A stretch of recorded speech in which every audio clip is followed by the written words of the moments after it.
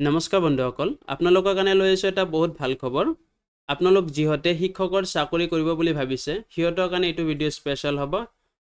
আপোনালোকে নিশ্চয় গম পায় টেট পৰীক্ষা দিলে আপোনালোকে শিক্ষকৰ চাকৰি লাভ কৰে টেট পৰীক্ষাত বহুতে আপোনালোকৰ কাৰণে এটা ডিপ্লোমাৰ প্ৰয়োজন হয় হেইটো হ'ব আপোনালোকৰ এইটো লোয়াৰ প্ৰাইমাৰী আৰু আপাৰ প্ৰাইমাৰী কাৰণে প্ৰযোজ্য হ'ব 2 years diploma in elementary education সমুকৈ ডিএলএড বুলি কোৱা হয় এইটো কাৰণে নতুন নটিফিকেশন আহিছে আপোনালোকৰ কাৰণে এটা প্ৰি এন্ট্ৰি টেষ্ট হ'ব এইটো পাস কৰিলে আপোনালোকে ডিএলএড কৰিব পাৰিব আৰু এইটো সেশন হ'ব 2024 ৰ পৰা 26 চনলৈকে আপোনালোকৰ ডিএলএড কমপ্লিট হ'ব এই ভিডিওৰ জৰিয়তে আপোনালোকে জানিবলৈ পাব এই যেটো ডিএলএডৰ কাৰণে টেষ্ট পৰীক্ষা দিব লাগিব এইটোৰ কাৰণে কিমান কোৱালিফিকেশন লাগিব এচএসটি কাৰণে কিমান ৰিলেক্সেশন আছে বয়স কিমান লাগিব এপ্লিকেশন ফিস কিমান লাগিব আৰু কিমান তাৰিখলৈকে আপোনালোকে আবেদন কৰিব পাৰিব আৰু লাষ্ট ডেট কিমান হ'ব গোটেইখিনি কথা এই ভিডিওৰ জৰিয়তে জনাবলৈ চেষ্টা কৰিম আপোনালোকে আবেদন কেনেকৈ কৰিব এইখিনি কথাও এই ভিডিওৰ জৰিয়তে জানিবলৈ পাব গতিকে ভিডিওটো সম্পূৰ্ণকৈ চাব আপোনালোক ইয়াত দেখা পাইছে online applications are hereby invited from eligible candidate who are permanent residence of Assam যিহতে অসমৰ স্থায়ী বাসিন্দা হিয়তৰ কাৰণে এইটো টেষ্টটো হ'ব বাহিৰৰ কোনো বেলেগ ষ্টেটৰ ক্যান্ডিডেট আহি কিন্তু ডিএলএড টো কৰিব নোৱাৰিব ইয়াত চাওক এইটো এনসিটিৰ আন্ডাৰত হ'ব আৰু একাডেমিক সেশনটো হ'ব 24 ৰ পৰা 26 লৈকে চাওক ইয়াত মিনিমাম এডুকেশন কোৱালিফিকেশন দিয়া হৈছে the candidate must have passed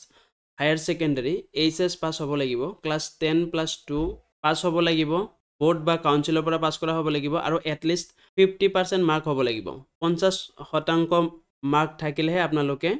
আবেদন কৰিব পাৰিব এইটো হল জেনাৰেল ক্যান্ডিডেটৰ কাৰণে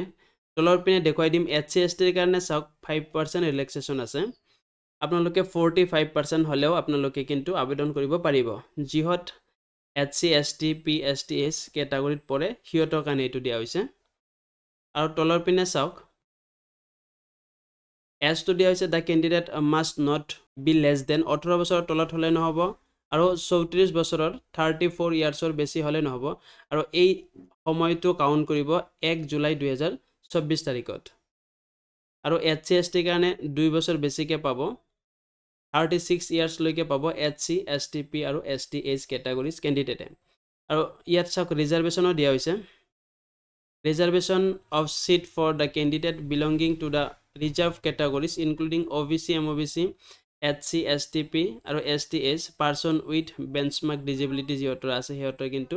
ৰিজাৰ্ভেশন পাব আৰু কেনেকৈ আবেদন কৰিব আবেদন কৰিবলৈ হলে ক্যান্ডিডেট বোৰে এইটো ওয়েবসাইটত যাব লাগিব এইটো মোৰ ভিডিও ডেসক্ৰিপচনতো দিয়া থাকিব আপোনালোকে তাত গৈ আবেদনটো কৰি ল'ব পাৰিব আপোনালোকৰ সুবিধাৰ কাৰণে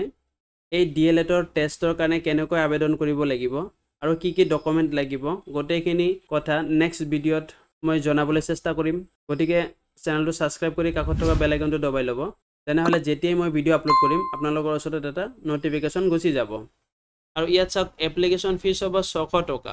প্ৰত্যেকটো ক্যান্ডিডেটৰ কাৰণে 600 টকা এপ্লিকেশন ফিস হ'ব আৰু ইয়াত চাওক এডমিট কাৰ্ডটো যদি আপোনালোকে ডাউনলোড কৰিব বিচাৰে তেনেহলে এইটো ওয়েবসাইটতে আকৌ ভিজিট কৰিব লাগিব আৰু venue for pre entry test যাৰ যেটো ডিস্ট্ৰিক্ট হয় হেতু আপোনালোকে সিলেক্ট কৰি ল'ব আৰু তলৰ পিনে দেখুৱাই দিছো ইয়াত চাওক পাঁচটা পইণ্ট দিয়া হৈছে important point opening of online submission of application আপোনালোকে অহাকালিৰ পৰা আবেদন কৰিব পাৰিব আজি হল 21 তাৰিখ অহাকালিৰ পৰা আপোনালোকে আবেদন কৰি ল'ব পাৰিব ইয়াত চাওক 22/7/2024 ৰ পৰা আৰু লাষ্ট ডেট হ'ব 11/8/2024 তাৰিখলৈকে আপোনালোকে বেছি দিন সময় নাই ইয়াৰ মাজতে আপোনালোকে আবেদনখিনি কৰি ল'ব আৰু ডাউনলোডিং অফ এডমিট কাৰ্ড ইয়াত দেখা পাইছে আপোনালোকে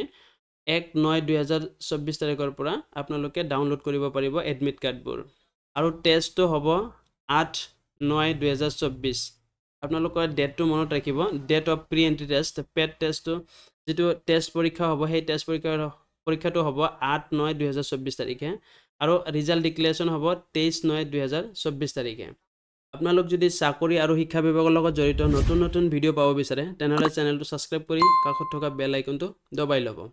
ভিডিওটো সম্পূৰ্ণকৈ চোৱাৰ বাবে ধন্যবাদ